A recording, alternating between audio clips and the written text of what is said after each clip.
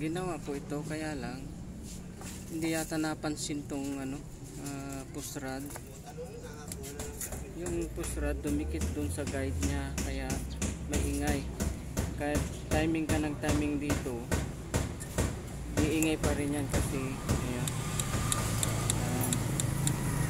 kasi tumatama siya sa guide. Taas natin.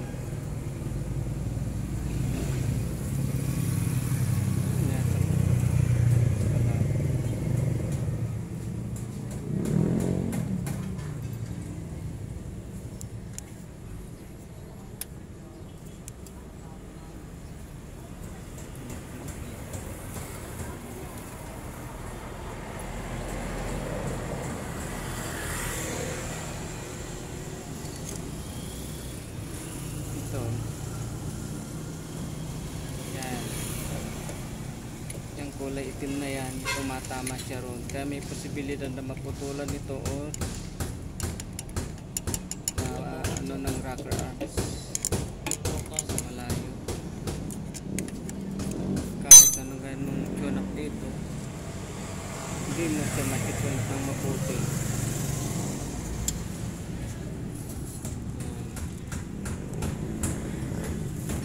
Gagawin natin kay 155. Sir, ano pa pong nyo rito? Ano pang pagawa niya?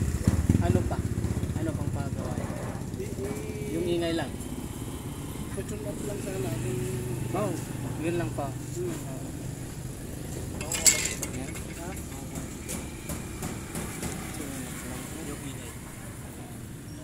Subukan po natin yung tune up, tsaka ayusin po natin tune up lang.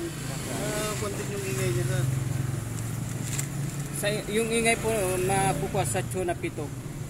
Tsaka ayusin ko na rin po itong dumidikit na to, kasi kahit tune up ka ng tune up dito, maingay pa rin po yan kasi nakatikit nga siya eh. Hindi po makukuha sa tune up yan pag hindi ayusin yung nakatikit. So tune up lang po natin to. Tune up lang po. Okay. Tune up lang natin si MX 155 kasi maingay siya. Ayan. Ayan.